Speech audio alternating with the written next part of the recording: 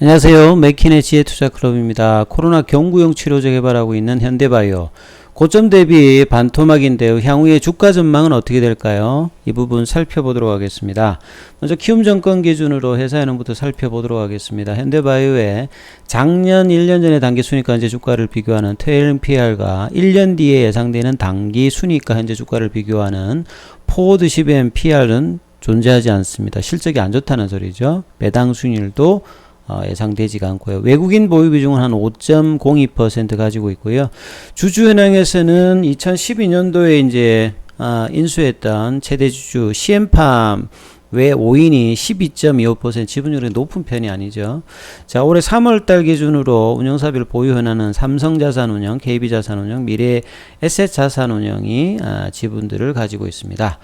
현대전자가 이제 LG하고 이제 뭐 빅딜하면서 그 뒤에 안 좋아지면서요. 분사를 하면서 여러 사업 부분이 쪼개졌는데 여기는 디스플레이 사업 부분이 이제 분사가 되어서 현대 이미지 캐스트로 해서 미국 쪽에 이제 뭐 모니터 같은 것들을 납품하다가 2006년도에 이제 현대 IT로 바뀌고 2012년도에 되게 안 좋았습니다. 뭐 감자도 하고 재무구조 개선할 때 이때 이제 CM팜이 유상증자에 이제 참여하면서 바이오 사업에 이제 진출을 하죠. 그리고 이제 사명도 2018년도에 이제 현대바이오 사이언스로 하면서 지금은 거의 이제 뭐 바이오 관련되는 부분이라 보시면 되겠어요. 그리고 이제 2018년도 19년도에 췌장암 관련되는 부분으로 주가가 한번 슈팅이 한번 나왔죠. 그리고 이제 CM팜이 그 부분으로 그 다음에 이제 예사가 자랑하는 DDS 이제 약물 전달 기술 가지고 이 코로나 관련되는 경구용, 주사용 뭐 이런 것들 뭐 진행을 하고 있습니다. 좀 더 숫자상으로 한번 살펴봐 드리도록 하겠습니다. 자, 1분기 같은 경우에는 매출액이 전년 동기에 대비해서 53% 감소였고요. 자, 영업이익하고 당기순이익도 적자였습니다. 그리고 이제 재무상태표에서 보시게 되면 유동금융자산은 한 94억, 그 다음에 현금자산 같은 경우는 148억, 무용자산이 이렇게 좀 많다고 하는 부분들은, 자, 이 부분들이 R&D 가치를 좀 자산화 시켰는데, 이 부분이 안 되게 되면 나중에 손상차손의 어떤 부분이 나타날 수 있다. 이런 부분들도 잠재적으로 있고요. 자, 이익잉여금은 누적적으로지만 700억대 계속 이제 결손 상태를 하고 있습니다. 현금 흐름표 보시면 영업활동으로 보게 되면 1분기 1억 정도 들어왔고요. 투자는 계속 이제 하고 있죠. 그래서 영업활동으로 현금 흐름으로 뭐 투자를 커버하기 힘들기 때문에 재무활동으로 조달을 하고 있습니다. 이래서 이제 유동비율이라든지 당좌비율, 뭐 부채비율, 유보율 이런 것들은 뭐 재무상태는 지금 단기적으로 나쁘지가 않고요. ROE 같은 경우에는 예전에 뭐 5, 7 이 정도 하다가 작년하고 올해 지금 안 좋은 상태입니다.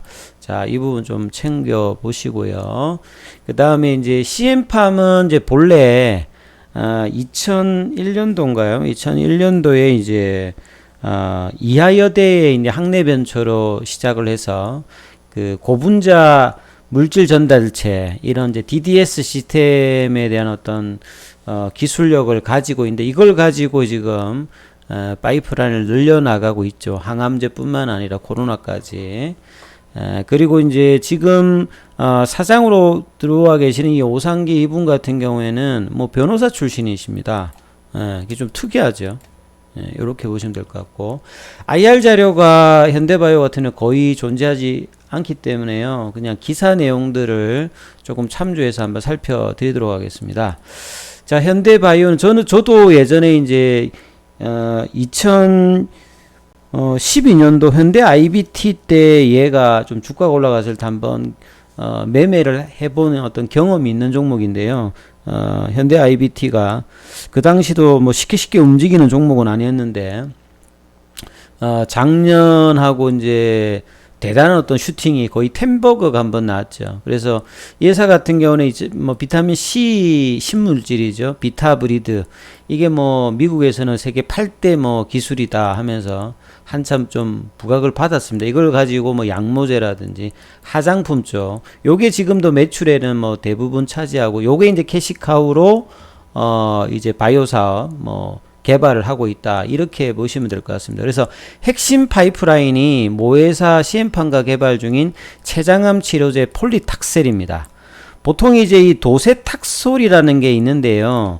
여기에다가 이제 CM팜이 자랑하는 약물 전달체 기술을 섞어 가지고 만든 게 이제 폴리탁셀이라고 보시면 됩니다. 이걸 통해서 이제 암 조직만을 선택적으로 공격해 가지고 인체에 미치는 독성이 거의 없는 나노 바이오 약물 전달 시스템을 해가지고 이 전임상에서 이제 폴리탁셀이 암을 90% 줄여가지고 55% 줄인 도세탁풀에 비해서 효능이 높다. 근데 이제 현대바이오의 어떤 단점은 대부분이 보면 전임상 단계입니다. 그래서 임상 기반에서의 어떤 R&D가 올라가게 되면 한 단계가 올라가는데 아직 이제 이런 부분들이 전임상 단계다. 요런 부분 아직 좀 한계가 있고요. 근데 이제 좀 이제 긍정적인 부분들은 요게 이제 작년도에 호주에서 임상 1, 2회 이상 요걸 이제 협약을 체결하면서 글로벌 임상의 어떤 기대. 그 다음에 요거 끝나고 나면 미국 쪽에서 임상 이상을 한다라고 하면 이 폴리탁셀 가지고 이제 뭐 췌장암 관련되는 부분에서 만약에 한다면 췌장암 뭐 규모가 시장 규모가 한 3조 정도 되거든요. 이런 부분들은 장기적으로 R&D 가치는 증가될 포텐셜은 있다. 요게 이제 뭐 메인이었고 최근에는 이제 뭐 코로나까지 이 부분이 좀 확장되어 있는데요. 그래서 이제 매출 90%가 약모제 화장품, 요런 게 이제 캐시카우다. 그리고 이제 거의 대부분이 뭐 해외죠. 뭐 일본 쪽이라든지, 요렇게 간다고 봐야 되겠습니다. 그래서 췌장암 치료제 관련되는 폴리탁셀 경우 임상 초기이기 때문에요.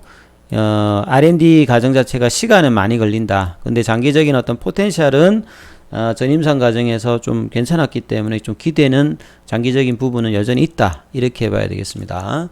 그리고 이제 작년부터 본래는 이제 그 폴리탁셀이 항암제이기도 하고 항바이러스에서도 들어간다고 해가지고 작년 6월 달에는 코로나 치료제 관련되는 부분이 있었고요. 그 뒤에 이제 약물 재창출이죠. 니클로사마이드라고 있습니다. 요게 이제 뭐 58년도에 바이엘이 개발한 구충제예요. 구충조인데 이게 이제 네이처지나 한국 파스텔의 연구소에서 유망한 코로나 후보 물질만 48개에서 1위 정도를 선정받아서 뭐 렘데시비르보다 한 40배, 클로로킨보다 한 26배 정도 효과가 있는데 단점이 있습니다. 이걸 써보려고 하는데 문제는 낮은 체내 흡수율이 있습니다. 이게 구충제다 보니까요, 흡수율이 좀 낮고 혈중 농도 유지가 좀 어렵기 때문에 이 반감기가 좀 짧다. 그래서 이제 효과는 좋을 것 같은데 개발에 난제가 있었는데, 그래서 이 CM팜이 아까 지금 제가 DDS 시스템이 있다고 했잖아요.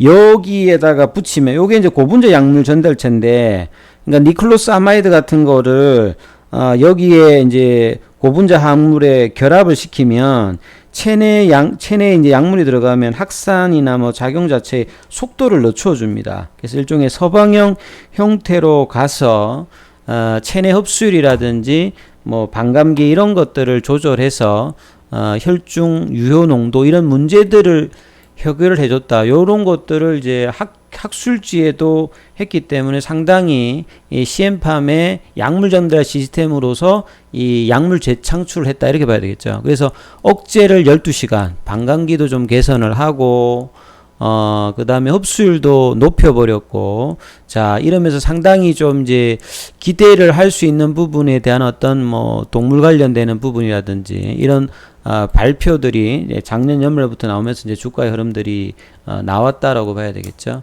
그래서 이런 부분들을 올해 5월 달에는 세계적 학술지인 파마슈티컬즈 특집에 이제 뭐 게재를 하면서 이 게임 체인지급 치료제 후보임을 세계적으로 공인받았다.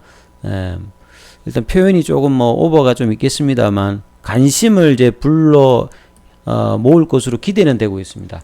결국은 이제 엔데믹일 되려고 하면 백신도 안 될 거고 지금 나오는 항체 치료제 가지고도 다 안 되고 결국은 이제 경구형 치료제라든지 흡입제 치료제라든지 이런 어떤 부분까지 된다라고 하면 이 경구형 치료제의 어떤 그 발표들이 뭐 9월 달부터 해외 쪽에서 나올 수 있기 때문에 경구형 관련되는 재료가 있는 종목들의 어떤 상승들이 좀 유효한 어떤 상황이라고 봐야 되겠죠.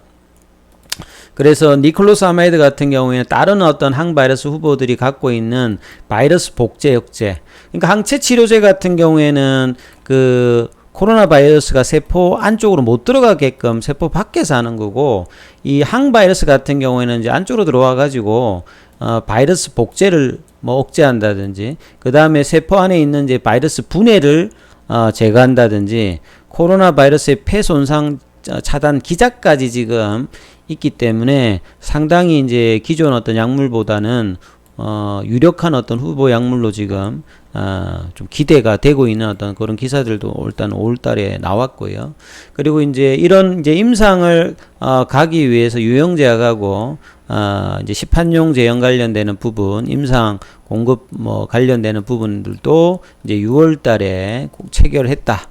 이런 내용들이 나와 있습니다. 그래서 주가의 어떤 차트를 보시게 되면 현대바이오 같은 경우에는 거의 뭐 이 주봉을 보시게 되면 작년도에 코로나 이후에 주가 최저점 6,310원 3월 달인데요. 그때 대비해서는 올해 2월 달, 작년도 뭐 슈팅이 나왔습니다만 올해 2월 달에 66,300원까지 갔으니까 거의 10배. 템버그의 어떤 흐름들도 나왔고요. 그 뒤로 이제 고점에서 한 반토막, 그래서 한 3만원 정도 밑에까지 갔다가 최근에 조금 다시 오늘도 한 6.79 정도 올랐는데요. 자, 일단 중요 라인들을 한번 선정을 해드리면 이 종목의 중요 라인은 5만원대입니다. 자, 5만원대를 유지했으면 뭐 더 갈 수도 있는 라인들이고요. 그 다음에 이제 중요 라인이 지금 가격이에요. 3만원대 한 중반 정도 가격이고, 그 밑에 가격은 뭐 2만원대 밑에 가격입니다. 그러니까 이거는 작년 연말에 돌파하기 직전의 가격이거든요. 그래서 자, 이 가격대에서 살짝 이제 좀 지지가 나와서 반등이 나왔다가 최근에 좀 이탈했다가 다시 이제 이 부분을 회복을 했거든요. 그래서 이제 9월달 이후에도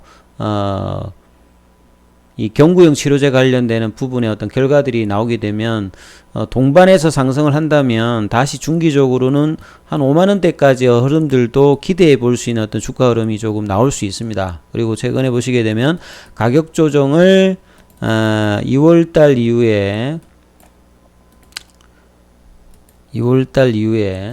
이제 이런 흐름들을 그 가격 조정의 라인들을 주가가 2월 26일 이후로 이만큼 해주고요. 그 뒤로는 이제 기간 조정을 한 4개월 정도 가까이 지금 해주면서 박스권 하단까지 이제 깼다가 다시 이제 박스권에 들어오면서 3만원대 중반 정도 오늘 이제 올라왔거든요. 그래서 최근에 이제 뭐 외국인들 흐름들도 일정 부분 이제 매수는 뭐 가담을 해주는 모습들이 이제 수급상에 좀 나왔고, 외국인들 비해서 이제 기관들은 좀 매도하고 개인들은 좀 사고 팔고, 뭐 현대바이오드에서 경구용 치료제 테마들 종목들이 여러 가지가 있는데요. 자, 이 종목들도 이렇고 지금 뭐 펀더멘탈 이런 것들 볼 게 없죠. 근데 장기적인 이 회사의 어떤 약물 전달 시스템으로 이제 파이프라인을 늘릴 수 있는 어떤 가능성, 이런 부분들이 이제 사실 이제 뭐 폴리텍스 관련되는 부분들도 한 축에 있다면, 항암제에서 이 코로나 치료에서 경구용뿐만 아니라 뭐 주사제용으로도 뭐 가는 부분이 있는데요. 그래서 경구용 관련되는 부분에서 어느 정도 이제 임상 단계에서 이런 부분들이 검증이 된다면 다시 이제 주가의 흐름들이 이전하고 좀 다룰 수 있는 흐름. 그래서 이제 그 중심 라인이 이제 뭐 한 5만원대 라인이죠. 그래서 3만원대를 안 깨치면 이런 부분들이 중기 좀 나올 수 있는 가능성이 있고요.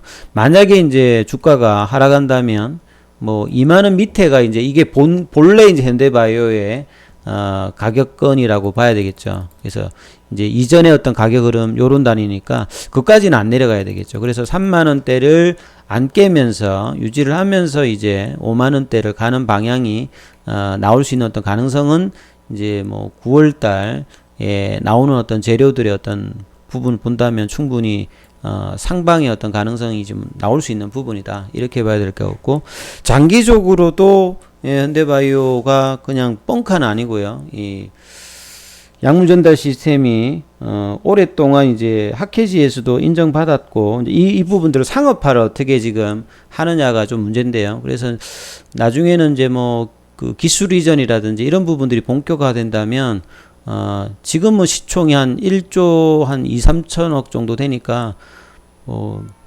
펀더멘탈 대비해서는 많이 올라와 있습니다만 이제 이런 부분들이 빠르게 이제 선반영하고 이제 조정의 흐름들이니까 자 이런 부분들을 가격 조정하고 이제 기간 조정을 했기 때문에 자 다시 한 5만원권까지 어떤 반등을 좀 기대해 보면서 장기적으로 좀 관심 종목에 넣어서 한번 볼만 하시다. 그래서 주가의 변동폭은 좀 제법 있는 종목이다. 펀더멘탈의 어떤 부분들은 없으니까요. 자 이런 부분 좀 살피시면서 보시기 바라겠습니다. 여기까지 하겠습니다.